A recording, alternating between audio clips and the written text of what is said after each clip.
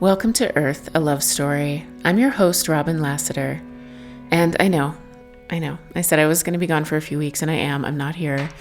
I just had to get something out. I needed to come out of domeworld quickly because I've had 3 synchronicities in the past 2 days about an episode that I put out on May 19th of last year. The episode is called The Final Death of the Small Self.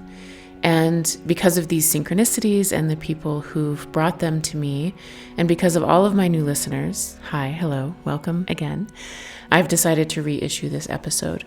Because of all of that, and also because of the times that we're all going through and what I'm hearing from people about how hard it is right now. What do we do? How do we make it through? What's the move here? You've heard me talk about the honeycomb matrix and where we place our attention and the quality of our attention, and I've been in that space for a bit. It was really helpful for me to go back and listen to this episode again and remember what it was like on that threshold of surrender into something new. When I had tried every door and fallen down on every floor, and I was out of moves, and all that was left was surrender. Also in this episode, you'll hear the voice of the great David Coleman, who I believe saved my life that night and brought me through the portal to the other side. He's a great man, a great astrologer, a kind and wonderful human who, if you're looking for help with anything anomalous, if you are looking for a deep dive into your astrological chart, if you're looking for a helper and guide, I can't recommend highly enough. He's amazing. I will put his info in the show notes, and if nothing else, become a patron and support the enormous amount of work that he puts in each month, bringing us the astrological weather report and powerful hermetic practices. Okay, I'm going to get this episode out, and probably then we'll fully slip away into the other worlds for a few weeks, but I find that when I give myself space and time, things naturally arise that want to come through, and it doesn't feel like work at all. It feels like an upwelling of joy and creativity. So you might get more from me while I'm technically gone. I'm going to be traveling a bit, so I'm feeling some truck talk episodes for Patreon and maybe for the podcast as well. And oh yes, so while I'm here, I want to say again that we have the Projector Prosperity event coming up on March 27th. Co-teachers Adrian Meddy and Diederik Reikens are going to be guiding us through some helpful information for projectors in human design. If you want the whole spiel about that, go back and listen to the first little bit of my last episode that was called The Revolution Will Be Danced. And you can hear all that. And also I'll put it in the show notes. I'll put the link so you can get on the waiting list, because registration officially opens on March 1st or 2nd, whenever I'm able to have the time to do that. So registration opens soon. Get on the waiting list now, and and become a patron of mine if you want to support my work and hang out with me a couple times a month, and sometimes talk with me and special guests. Okay, that's it. I'm going. Coming up is the full episode, the reissue of The Final Death of the Small Self, re-released as a gift in these trying times. Welcome to Earth, a love story. I'm your host, Robin Lassiter. On this episode, I begin a new series where I break down and make sense of the wild journey I've been on and the wild things I've been told by the 4 who are one and others. And through this new series, we'll develop some shorthand, lots of which you already may know if you've been listening for a while. Shorthand like turn towards, touching bottom, the overculture, first fuck you, not you, but yeah. Evolution through suffering, evolution through joy, the bridge collective, bloodless, revolution through joy, and more. It's time for a change. I am being influenced to change. Influence, which is another bit of shorthand we'll become intimately familiar with. This episode is about the final death of the small self and what it took to get there, and how I resisted, which is my special skill, until it became clear that the only way out was through. The only option left for me was to surrender, to consent, to say yes. And who was I saying yes to? The earth herself, certainly. My higher self, maybe. The 4 who are one. some unseen hand, some unseen pressure, some evolutionary program on this planet that invites us and pushes us and coerces us and influences us to change and morph and grow. And the other big question besides who is why. Why are we brought to these points of no return where the only option is to take a wild leap of faith across some event horizon where we don't know what will happen on the other side? That's a big question. And I have my answer. This surrender is in response to suffering, to my own suffering and the suffering in the world. The brokenness that we can see around us as children are slaughtered and people are moved around like chess pieces by psychopathic men in power who are themselves most certainly being influenced. And on much more subtle levels, how the suffering is woven through everything so that even when things are easy, they're hard. The too hot, too cold, transitory existence here. We look around and see the nature of this place, that suffering exists, and we feel in us a call to do something about it. A desire for everyone, literally everyone, to be free from that. And the task is enormous and overwhelming, and we decide that even if it takes infinite lifetimes, that's why we're here. And we don't even know what it means or how we'll do it, but what we do know is there's nowhere else to go. There's nothing else to do. We are here, we are here, we are here. And spoiler, when we step across that threshold, even though it may take some time, we start to notice that there is not only suffering in the world, but also unspeakable beauty. We see our radical responsibility for all of it, that we actually have the power to remake the world. And then we surrender to that too. And one note of importance before we continue, and I cannot state this strongly enough. This journey requires a tremendous amount of discernment. We should not surrender to every form of influence, from either our corporeal world or the unseen world. Look around. Look around at everything that is fighting for our attention. Part of this journey is reclaiming our sovereignty and agency and clawing back our autonomy and self-worth in the face of continual influence. Word to the wise. Get clear about your shadows. Get clear about what the best version of you actually wants. Your mission, your North Star, and align your surrender with that. Okay. For me, this journey towards the final death of the small self started way back when I was coerced, influenced, to write the book. And in surrendering to that, I learned that the four who are one were fucking right.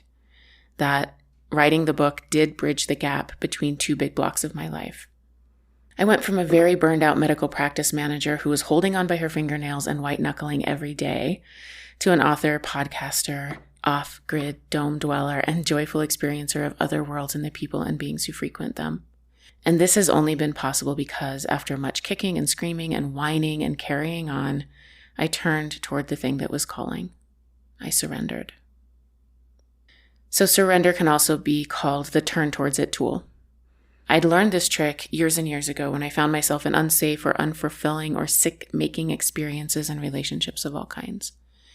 I learned that whenever I found myself stuck and suffering, I could progress the narrative if I pivoted and turned towards something new. If I unstuck myself and took a leap. And it wasn't always a great leap. I still had so much shadow and unconscious programming, and I still do. I still have shadow, of course. But at that time, it was really running the show. And so I often leapt from one shit reality to another shit reality. But my unskillful ass did progress the story. And that was valuable. You guys know how it is. This stuff, this evolution of self, unfolds not in straight lines, but in spirals. That pivoting and leaping is in the same groove of the spiral as the final death of the small self. It was a messy training ground. No shame, no blame. It's just what it was and where I was at the time. Find myself in a studio apartment in Seattle in unrequited love with my roommate, drinking too much and suffering and struggling. Call up my ex-boyfriend to drive up and get me and start something old, new with him. In a hellscape of boredom and overwhelm with my 2-bedroom, 2-bath, 2-acre double wide and a boyfriend to cook and clean for every day while I worked a full-time job. jump off of a cliff and call the whole thing off, even though I just moved heaven and earth to buy that place 8 months ago. College, soul-sucking and horrible? Join a commune. It's fun. Sometimes we need to collapse the narrative. Sometimes that's all that can be done when we need to progress the story. It was in Robin Davidson's book, Tracks, where I first heard Renata Adler's quote, "I think when you're truly stuck, when you have stood still in the same spot for too long, you throw a grenade in exactly the spot you're standing in, and jump, and pray. It is the momentum of last resort." And that was my jam for a long time. There was a lot of jumping and praying, and amazingly, a lot of grace. A lot of being caught and held, and that felt like magic. It was during this time that I realized that I am a cliff jumper. A leap and the net will appear. My nervous system was pretty shot, granted, and also it was totally thrilling, like discovering a magical cheat code for life. And it worked to progress the story for a really long time. Until it didn't. Because even that story needed to progress at some point. That paradigm needed to change. The part of it that was rooted in a trauma response needed to evolve. And I don't want to retell my whole life story. If you want to hear it, you can listen to me read my book in the first 15 episodes of this podcast. So let's skip ahead. Skip ahead to the post-therapy, post-EMDR, several years sober me. A me that's trying to gather the strength and courage to stay instead of leap. A me at the end of my 25th or so move that has grown so very weary of moving. A me that's starting to admit to herself that she wants love, and a me that desperately wants to believe it is possible for things to work out sometimes. So, I got into a relationship and I put all of those eggs in that basket. The longing for love, desperate to have something work out, faith having, exhausted from moving eggs. And that worked for a while, until it didn't. Are you catching the theme? That relationship ended, and it was the death of such a big and heavy timeline that I'd poured so much of myself into that for the first time in my life, even through all the years of chaos and numbing and running and trauma and drama, I was faced with real grief. The arrival of the emotional body is a broad theme and energy that's coming through our bodies from the planet over the last few years, and something that many of us are grappling with. We're going to talk about that a lot too in upcoming episodes, by the way. My emotional body arrived with me desperately clinging to a dying relationship, watching the idea that it was possible for things to work out sometimes crumble, watching in helplessness with a total sense of futility. I was being faced with a giant fucking no, and there was nothing I could do about it. My body and nervous system were like prey, scared rabbits scrambling for safety, and there was none to be found. And because of that, I finally did something I'd never done. I used the turn towards it tool not to burn down my life and start over, but instead to turn down and in. And it was the turning down and in that led me eventually to the final death of the small self. I did the harder thing, the thing I had never done, and turned towards the call of my own dark belly. This is when I found the Sumerian goddess Inanna. Her story, 2,000 years older than the Bible, was found written in cuneiform and recorded on thousands of scattered clay tablets. It was translated and retold and brought to the world in the last century, just when we need her most, just in the nick of time. And reading the translation by Diane Wolkstein and Samuel Noah Kramer, I can still remember the feeling in my body when I came across the first stanza of the Descent of Inanna. From the great above, she opened her ear to the great below. From the great above, the goddess opened her ear to the great below. From the great above, Inanna opened her ear to the great below. I went down and in. I surrendered to the grief. I surrendered to the call of the underworld.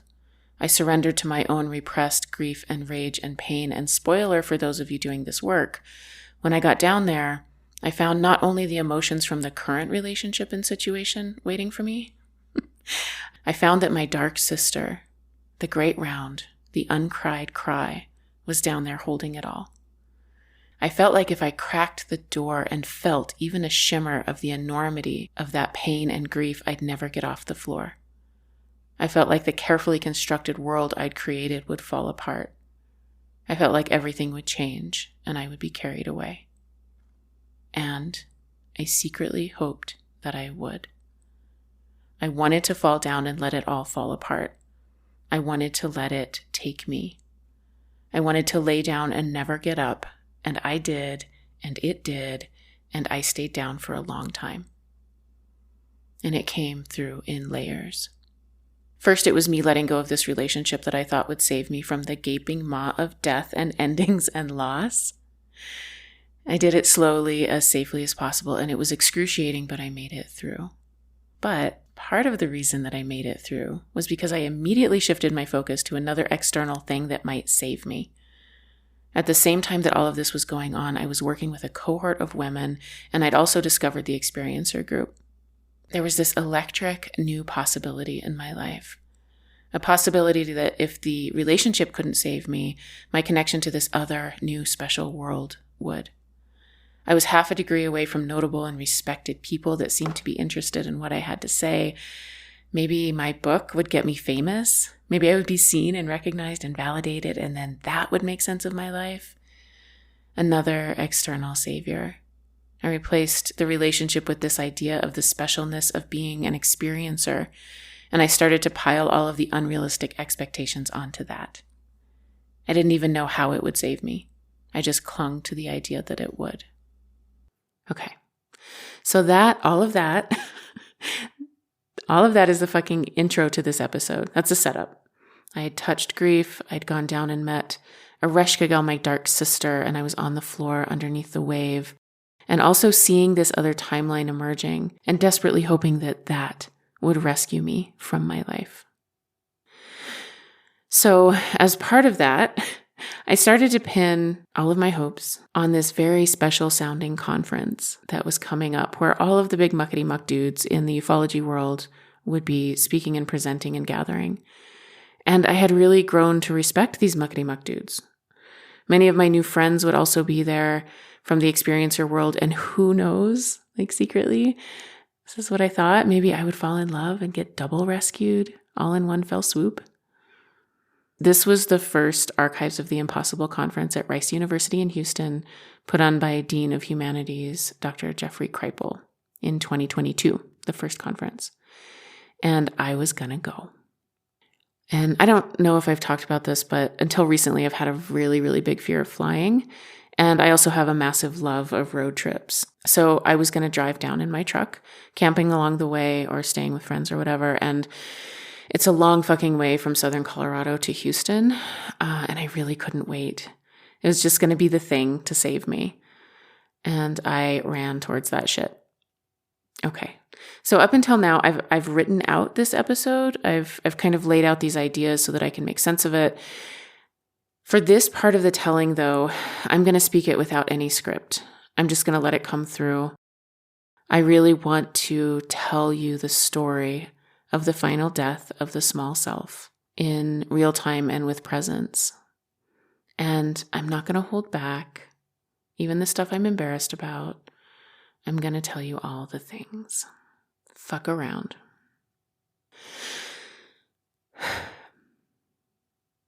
So this was in March of 2022. February 24th of 2022, Russia invaded Ukraine.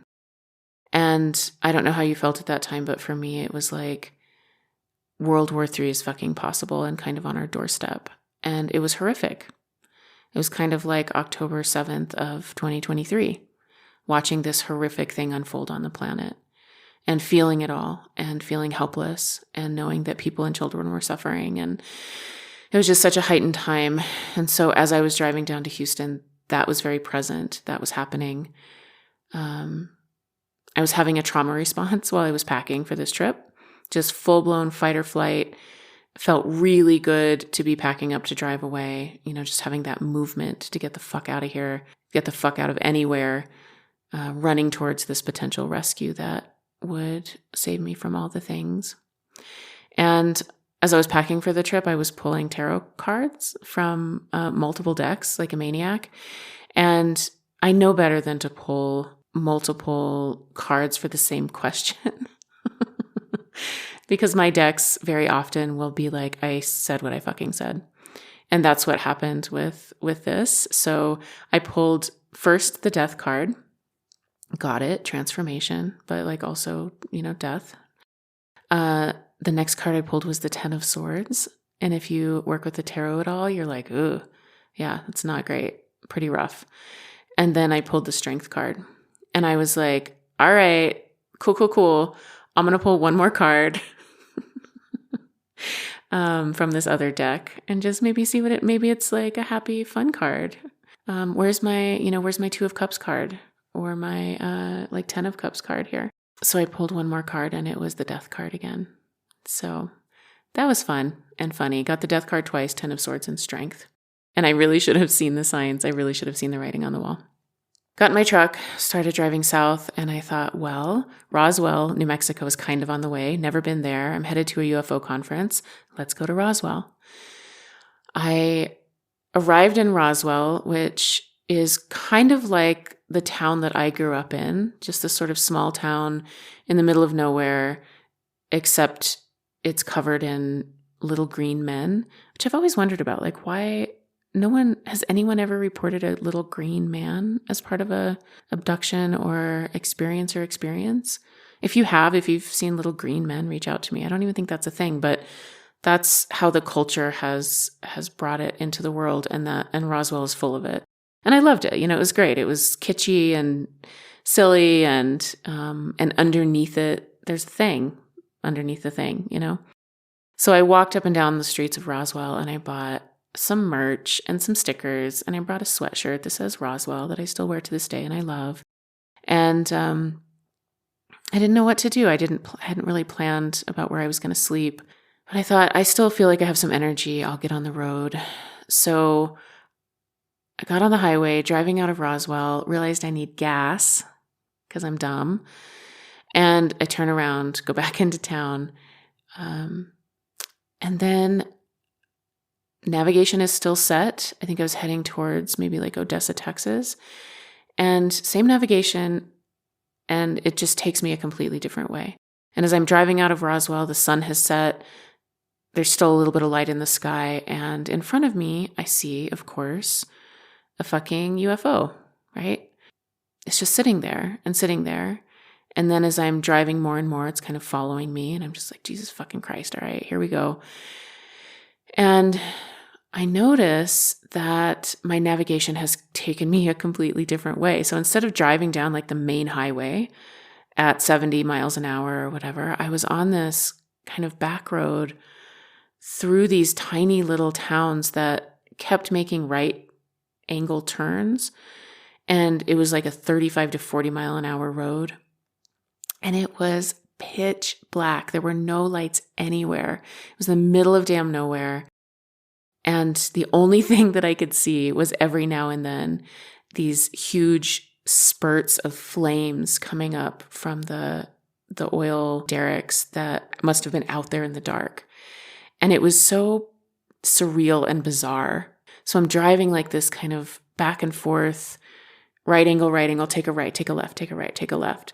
And it's pitch dark and there's just flames erupting around me. And I was, trauma response heightened anyway. And this, it's just like, what the actual fuck is happening? So drive, takes a really long time. I finally get to a town, which I think was Odessa. I'd have to look at a map and find a hotel.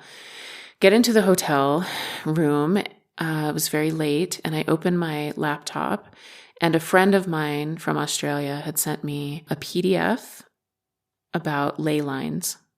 And I was like, okay, come on. Like, I don't want to be I'm not really into this. I don't really want to do this. But of course I opened it, looked at it. The first thing I see is that the route that I have taken and that I am going to continue to take on my way to Houston is right along a ley line. I'm like, no, thank you. Shut the fuck up. I don't want anything to do with this. This is the new age shit that I want to reject, and I'm not doing it. So closed it up, went to sleep, woke up at about 3 a.m. into a full-blown panic attack that I couldn't account for. But that makes sense, like prosaic explanation. My life was falling apart. I was going down to be rescued. I had a weird night driving through some bizarre hellscape. Like, makes sense, right? So I woke up into a full panic attack. And in the middle of the panic attack, I actually felt myself get sick. I felt this illness take me.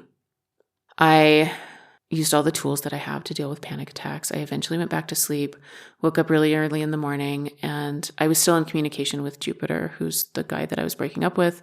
And I texted him and said, this trip is already really hard and it's weird and I'm having a panic attack. And I packed up my stuff, went out to the car, and he messaged me just as I was putting my stuff into my truck to get going.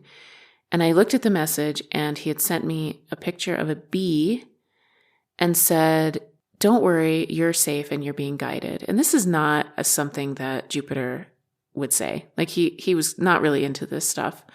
He kind of thought it was cool that I was, but it wasn't really his thing. And so to get that message from him, like, "Don't worry, you're being guided," and sent me a bee, which is one of my guides. I was like, okay. And as I'm getting into the truck, this bee flies over and lands on my shoulder. I'm not even kidding you. And I was like, okay, all right, motherfuck. Okay. Surrender. Like, not even really though, just kind of edges. Like, I guess I'll keep going. I guess I'll do the thing. So I felt a little better. I felt like, okay, maybe I can get through this. Here's my bee guide. So got in the truck. As I'm getting in the truck, the bee's like continuing. It's like landing on my window.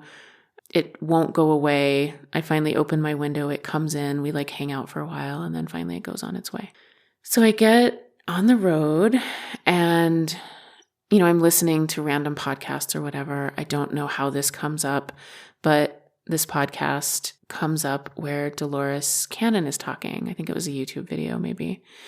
And I'm listening to it and I'm like, yeah, okay. Yeah, waves of volunteers coming to the planet. None of it really fits, but there's resonance. I kind of get it. And then at the end of this podcast, I will try to find it and put it in the show notes. She starts talking about this new group that has started coming up in her hypno sessions that she's calling the 10,000, or the grid keepers, or the keepers of the grid. And there are these 10,000 volunteers that work with ley lines on the planet. And I was just like, shut the motherfuck up. Like, shut up. I don't want to believe any of this. I don't want this to be true.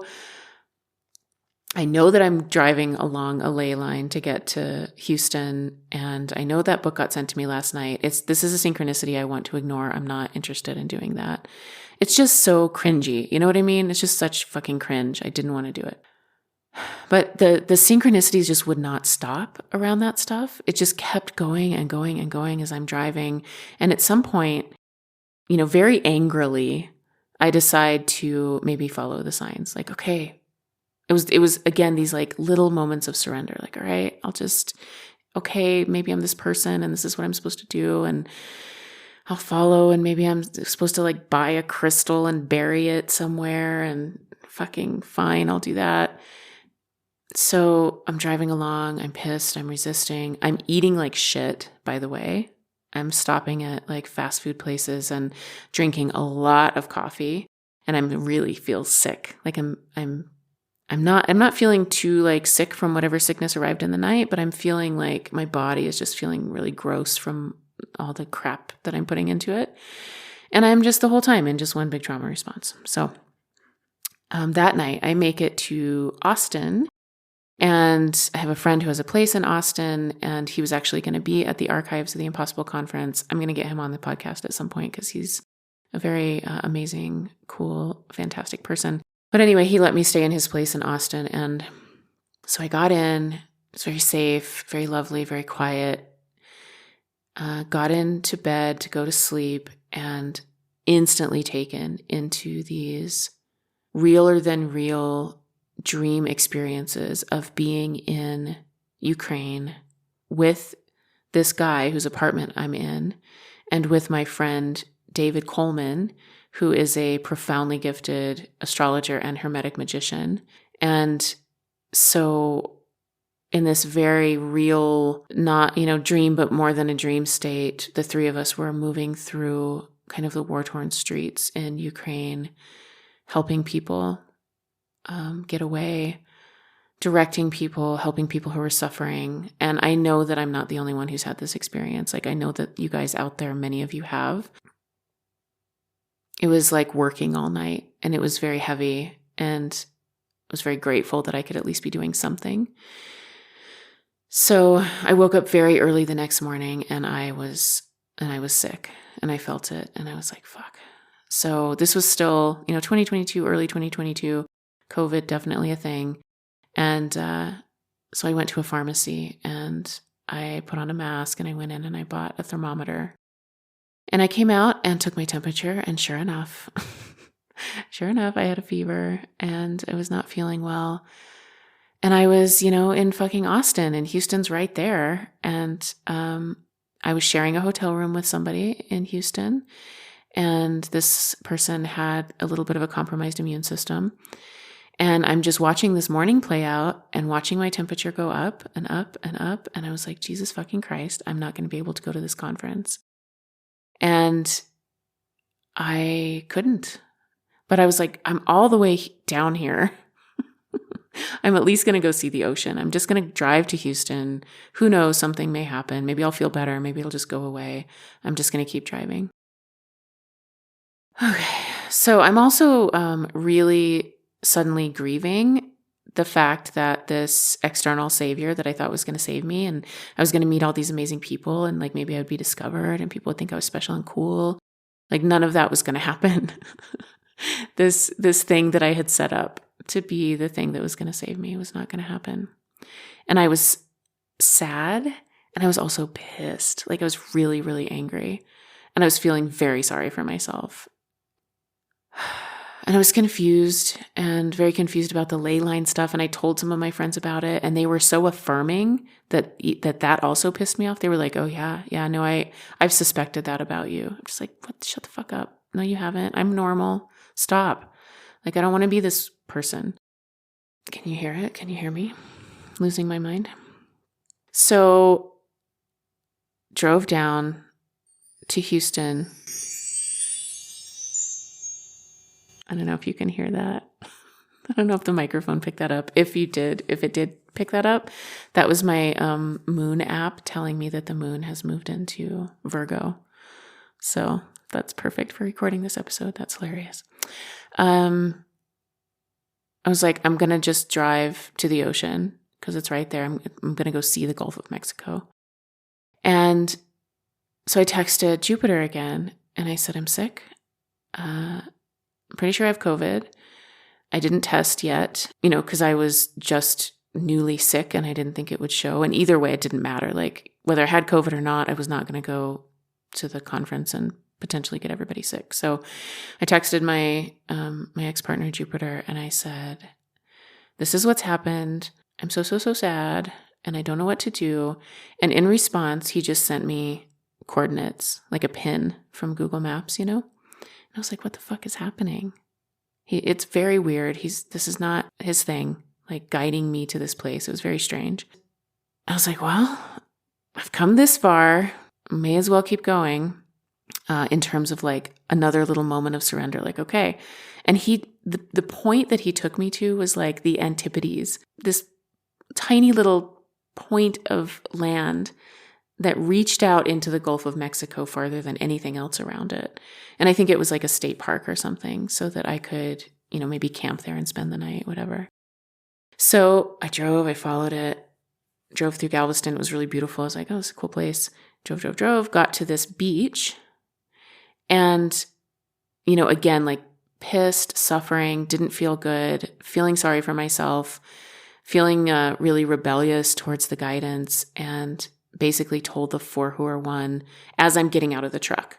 And I brought all my spiritual paraphernalia, so I had like, this is the embarrassing part, but it's true. And it's who I am. I brought out my bag of crystals and my sage and my incense. And I have this beautiful hand drum that I painted a bee on. Maybe I'll find a picture of it and post it somewhere for you guys to see. So I have this bee drum and, like a blanket and a basket to carry everything. And I get out of my truck, and I'm the only one there. There is nobody else. There's no other vehicles. There's nothing. And I'm standing there on the beach and I'm looking to my right and I'm looking to my left and like, I don't know where to go. Now what, And I say to the 4 who are 1, if I'm supposed to be following some fucking guidance, you better show up and guide me. And just then,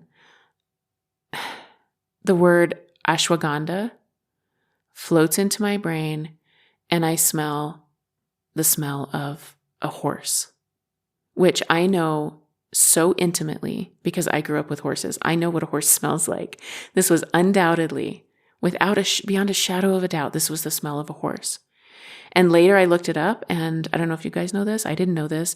Ashwagandha is a Sanskrit word, and it means the smell of a horse. I cannot make this shit up.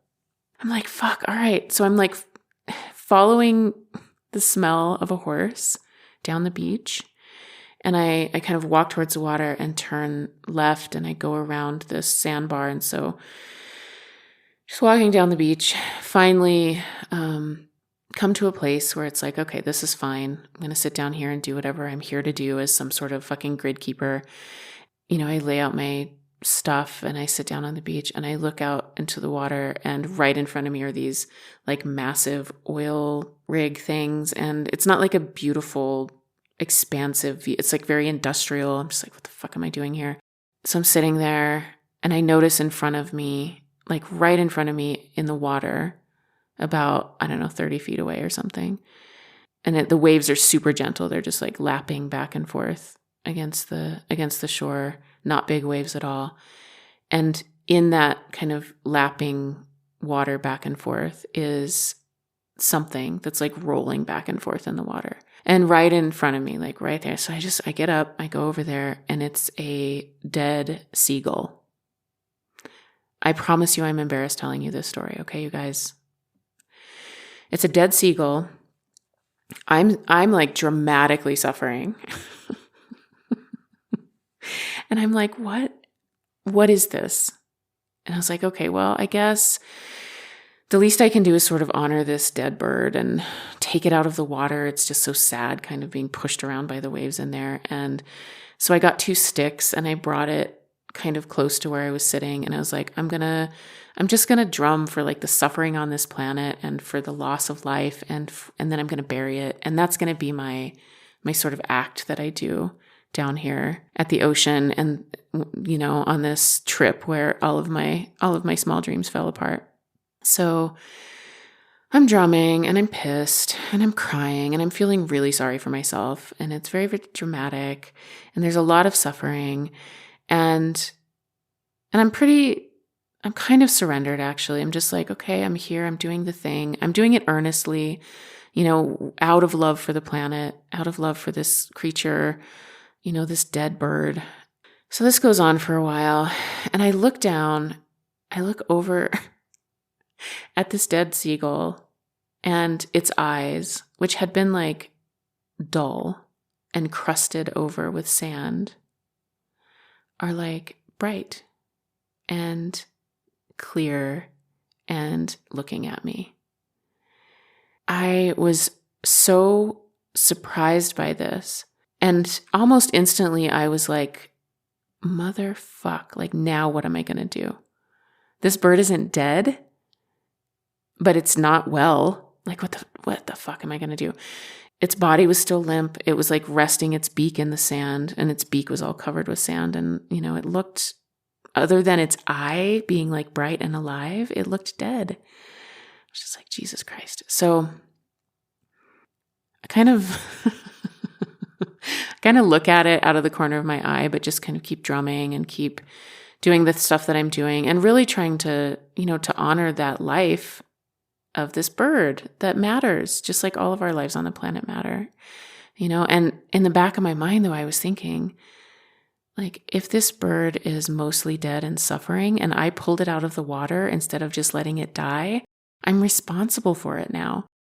And thinking about when I was a kid, and like sometimes we had to kill animals, we had to put things out of their misery sometimes. It's something that happens when you like live in the country. And I was thinking to myself, like, I'm going to have to kill this bird. Just fuck. And I was like, I don't think that I can handle that. I don't think I can handle killing this bird. Like, am I going to have to wring its neck? And Jesus, I was just so annoyed with myself that I'd plucked this bird out of the water and instead of just leaving it there to go on with its natural death. That's all going on in the back of my mind. And in the meantime, I'm like still drumming and still kind of earnestly doing the thing and trying to be connected. And I'm glancing over at the bird, and its beak, which had been kind of lolling to the side and resting in the sand, was now like up a 1/4 inch. And over a period of probably, 10, 15 minutes, this bird just fully comes back to life. Like, his head's up, he's looking around, he's pissed off, he's wondering what the hell. He's looking at me like he's looking at me like, why did you pull me back from that edge? Like, I was happily going. I was like, I'm so sorry. And at some point, I turned to this bird that was just still laying there. And I put my drum down. I turned towards the bird and I looked at him and I said, do you want to live? And I was kind of pissed because now I was now responsible for this bird's life. And I said, do you want to live? And at that moment, can't make this up, this bird opens its wings, launches its body forward, and splays itself out across my drum. And I was like, okay. And I looked down and I realized that it has a broken leg, and that's why it was dying. And that's why it can't fly away right now, because it can't get going, on its broken leg. So I sat there for a while, not knowing what the fuck to do. And finally I thought, well, I wonder if there's like a bird rescue or something. Like, I can't be the only one who cares about this poor seagull. So I started looking online for a vet's office or something like that. And I found one. I found this vet's office. I called them and I said, here's the situation. I'm down on the beach. There's this bird. It's very much alive, but it has a broken leg. What will you guys, can you direct me to someone? And they said, you can bring in the bird. And there are 2 choices. You can be responsible for its treatment by giving us your credit card, and we're going to do anything we can to save its life. Or you can bring it and sign a waiver that says, we're going to do everything we can to save this bird's life, but if we're not able to, we're going to put it down humanely. And the only way that we're going to tell you the outcome is if you leave us your credit card number. They're like, this is not our first rodeo. I was like, okay, that actually sounds fair. So I take my sweater or something and like wrap it around this bird, put it in the basket that I brought, and it lets me do it. I think this bird felt very male to me, who knows, but he seemed very pissed, very alive, but lets me like bundle him up, put him in the basket, put him in my truck, and drive to this vet's office. And I walk into the busiest vet's office that I've ever seen in my life. And I go up to the counter and ask the woman, like, hey, I think I just talked to you about this seagull. And she's like, oh yeah. She was like, so nice, not a pain in the ass for me to do this to them. And I said, look, I don't have the money to have you guys go to any means necessary to try to fix this bird's broken leg. But I really, really would like to know what happens to him. Like, could I just call tomorrow and find out? And she said, no. When you sign this piece of paper, you're signing away your right to know what happens to this bird. I was like, okay. So I signed the piece of paper. I left the seagull in the vet's office. I got back into my truck in Galveston, Texas. It was like 5:00 in the afternoon. It was rush hour traffic. And I was so far from home. And I started the very long drive back. And on the very long drive back, I start to get... I will say that I start to wonder if I should stay on the planet, to be honest. So, trigger warning, like I really was thinking about suicide, which is the most ridiculous thing. I wouldn't have done it. I didn't like have a plan to do it, but I was very much thinking like, I don't understand my life and I don't understand what I'm supposed to do here. And the last thing I was clinging to rescue me, to save me, is now gone. Like this conference, I don't get to meet any of these friends that I've met online. I don't get to have this external rescue. I have to just go home now. And home is where everything is falling apart and is just full of grief and there's no way out. and I don't have any more moves left.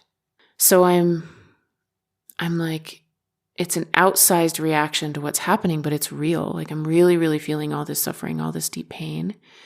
I'm just really, really sick, getting sicker and sicker. I have like 101 degree temperature, and I drive until I can't keep my eyes open. Like, I drive. I'm somewhere, God knows where, in the middle of Texas, and I see a Holiday Inn Express coming up, and I pull over, and it's got to be 11 o'clock at night. And I need to get on the road really early the next day because I want to get home in one day. And I pull up and I look at my phone, and this place is like $220 a night. And it's the only option. And I'm just like, I have a truck. I camp in my truck. That's what it's for. And I just didn't want to go in and spend all that money. And I also likely had COVID, and I was cognizant of that. And I didn't want to go into the hotel. So I put on my mask, went into the hotel, stood way back, and asked the front desk person. I said, look, I am driving. I'm going to leave really early in the morning. I have a camper shell in the back of my truck. Can I please just park in your parking lot and sleep? I'm sick. I really just need a place to stay that's safe. And this angel of a woman was like, drive right there, park right under that street light. The cops come by and make rounds, and I'll tell them to watch out and make sure that you're okay. And she said, and I can see you from here, and I'll keep an eye on you. I'm the night shift. I'll be here all night. I'll keep an eye on you. And there's a bathroom over there. Go use the bathroom, brush your teeth, do whatever you need. And I'll watch you all night. And the relief for this woman helping me was just enormous. So did all of that, climbed into the back of my truck. It's probably, 11:30 midnight at this point. And I'm certain I have COVID because I'm in the worst pain that I've ever been in my life. And I have 103 degree fever, and I'm shivering and sweating, and every joint hurts, and I'm suffering emotionally and mentally, and just an extraordinary pain. And I'm tossing and turning, and I can't sleep, and I'm trying to listen to soothing music or read or just anything to distract me from how uncomfortable this is. But it was just so uncomfortable. And all of a sudden, my phone dings, and it's my friend David, who's in Germany. And he says, I know what you're going through, because he's a magical being. He says, I know what you're going through. He said, I've been there before. This is what happens at some point along our journey. It's just like a gazelle lays down and lets the lion take it for the good of the herd, that we have to lay down and surrender for the good of all beings. And that's what you're going through. And it's like a death. And I was clinging to his words as some sort of context, some sort of framework to everything that I had been through, and to this, great physical pain and suffering that I was going through. And then he sends me a message, and I'm going to play the message for you here. Hi, here's my voice. You got my voice energy for some reason. So you needed it. You need to listen to me, damn it. I know it's tough. I've been through some pretty rough ones myself. All right. I know it's tough. Breathing helps. Breathing has helped me a lot. I'm not a practitioner in this lifetime of Kriya Yoga, but I was in my most recent lifetime before this one. And that's helped me a lot because that lifetime went through major transition as well, a lot of death. So breathing, remembering to consciously breathe, and by that I mean most of the time we're breathing unconsciously. We're not even thinking about what we're doing, and our body is taking over. So that part of our brain is in our unconscious that's doing the breathing. And conscious breathing is bringing that activity forward into a conscious area of the brain. And breathing in, for example, peace, tranquility, ease of transition through difficult times, and so on. And you're breathing it in, imagining that as you breathe in, the idea is being sort of bonded to the air that you're breathing in, right? So you're breathing in the idea and the air with this conscious intent. And it's not just coming in through your mouth, it's coming in through the pores in your skin as well.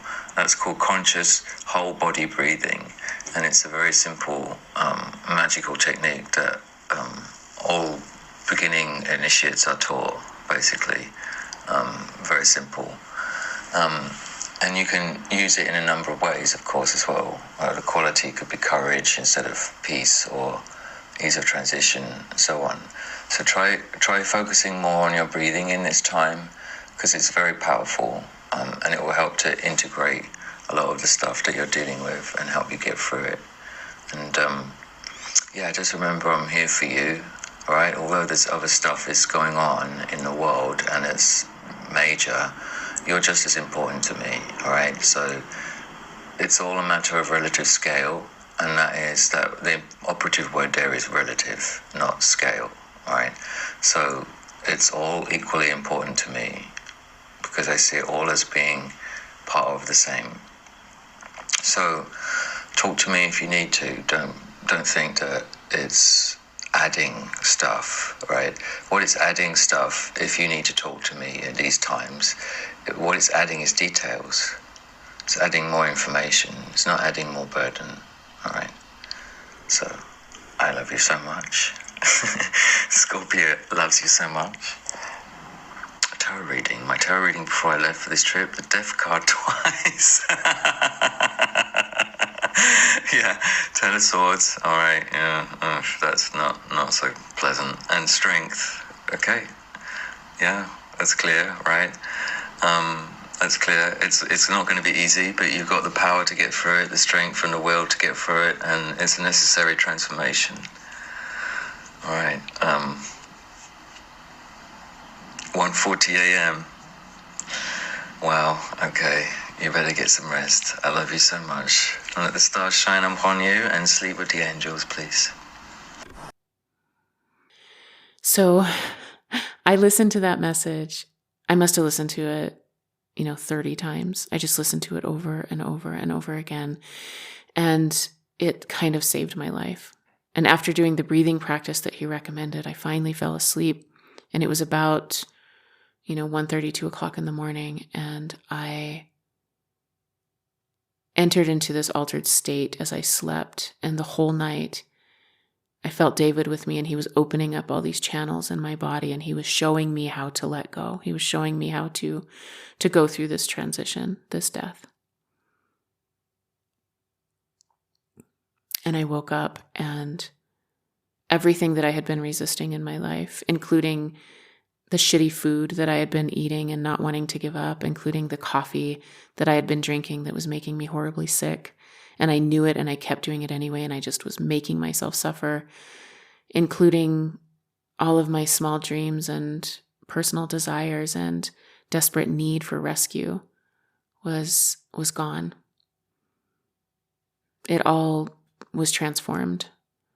And I woke up and I drove to a grocery store, and I got tea, and I got fruit, and I hydrated myself, and I ate the best food that I could on my way home, and I drove home super fucking sick. And I finally made it home. I pushed through and made it home in one day, and I got in bed, and I stayed in bed for a week, sick with COVID. And after that, everything changed. I gave up my striving, my searching for rescue. I gave up looking for something external to save me. And a huge part of it was that I gave up the idea that I was a normal person, and that I was going to have a normal life, and that I was going to find a partner and have a house. And maybe even though I was, 42 years old, that I would have 2.5 kids and just do the normal human stuff. I just realized deeply that my path was not going to be the normal human path. And there was so much grief with that. And I felt so alone. But I had surrendered. I had sacrificed myself, sacrificed my small self for something that was greater, that I knew was greater on the other side. I didn't know what it was or what it would look like, but I trusted that it was there. And I've talked about this many times, I think, or maybe a few times on the podcast, that I've had so many times in life where I am approaching a threshold and it's kind of feeling like I'm going to level up. And this intense loneliness and fear overtakes me. And I'm just certain that no one will follow me across this threshold and I'll just be truly alone. And that has never been true. And also paradox, like there is some truth to that as well, because not everybody will follow. Not everybody is interested in going to these places. And my circle did get smaller after this because I changed. There was an enormous amount of grief around all of this. And that makes sense, right? Because this was, after all, the final death of the small self.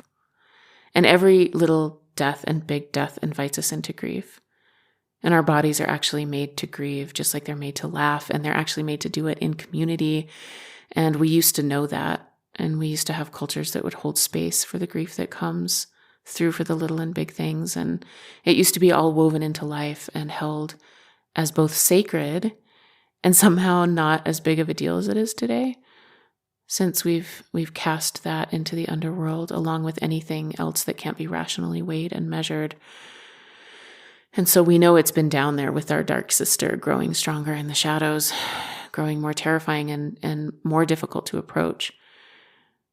But I know now, and I knew then, that every time I was courageous enough to feel my feelings, and every time any of us are courageous enough to feel our feelings, to turn towards the thing, to surrender to the reality of the thing, that some of our own collective and personal shadows are freed up from the underworld. So that's it, guys. That's it. That's the final death of the small self. And I've had my moments of forgetting, and I've had my moments of suffering, of course. But something inside me was rewritten that night in the truck when I laid down my own life and preferences and grasping desires and let the lion sink his teeth into my neck for the good of the group.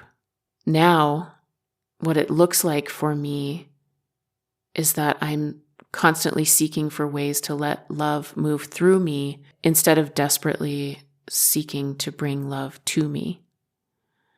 And I've taken bodhisattva vows and spend my days looking for ways to surrender more deeply into the ever alive bleeding edge of life herself, who is the one that I surrendered to, now that I think about it. And there are lots of things that arise each day that call for my care and attention, and I don't have to work so hard to try to find meaning and purpose. It just arrives. And it's such a fucking cliche, but there's so much true, deep, quiet joy in acts of service and love. And don't get me wrong, like I fuck up all the time and I suffer and struggle and I fail and I'm not as nice as I should be and I'm not as generous as I should be. And I'm still, just a completely regular human. But it's just not as much of a big deal anymore because we all fuck up and we all suffer and we all struggle. And I was getting to the end of this episode, the end of this telling, and that Pema Chodron quote came into my mind. So I'm going to read it here because it just so perfectly describes it. And she says, spiritual awakening is frequently described as a journey to the top of the mountain. In the process of discovering bodhicitta, the awakened heart, their journey goes down, not up. It's as if the mountain pointed towards the center of the earth instead of reaching into the sky. Instead of transcending the suffering of all creatures, we move toward the turbulence and doubt. We explore the reality and unpredictability of insecurity and pain, and we try not to push it away. If it takes years, if it takes lifetimes, we let it be as it is. At our own pace, without speed or aggression, we move down and down and down. With us move millions of others, our companions in awakening from fear. And at the bottom, we discover water, the healing water of bodhicitta. Right down there in the thick of things, we discover the love that will not die. And that was what I discovered on the other side of this final death of the small self. That my conscious surrender and sacrifice brought me to that place. And it was hell. I went through hellscapes in that process. And I'm not saying that this is a prescriptive thing. I'm not pushing anyone towards this. I'm just planting a seed for those of you who are dancing on the threshold. That every time we let go, we practice dying. And every time we die and don't die, we do discover that we are caught and held. And we discover that there's an entirely new world, whole new universes on the other side of that event horizon. And also, maybe don't go through it alone, Reach out for help to a spiritual teacher or a coach or a therapist or a safe, wise friend. I didn't do it alone, and I don't think we're meant to do this alone. And also, paradox, I was alone. There's nobody who can go on the journey for me. But it's nice to have allies watching our back. So I'll leave you with some final questions that have been so very alive for me lately. And I kind of answered it earlier. I have an idea of what I surrendered to. But who was it that set me up on this synchronicity-filled, absurd road trip? And what was the agenda? And how do I balance my own agency with that agenda? The agenda that, I still feel playing out in my life with these beings that are interacting with me, this influence. And how do I walk the line between following guidance and living my regular human life? And these are the questions, my friends. This is what we're going to get into as we continue to explore this work together. Thank you so much to Morgan Jenks for our musical soundscapes, and thank you for those of you who have already signed up to be part of the Bridge Collective. It has officially launched. If you would like to apply to be part of this collective, please reach out to me. It's going to be cool, people. The other thing that I'll say really quickly is that Patreon is changing. I have set up some different benefits for the different tiers.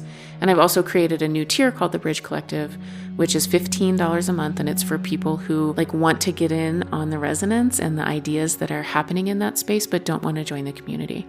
And so if you join that, you'll have access to the benefits from the other 2 lower tiers, and also 2 exclusive podcasts a month where we talk about this work specifically. So that's it. I'm done talking to you about all the things. Thank you for listening.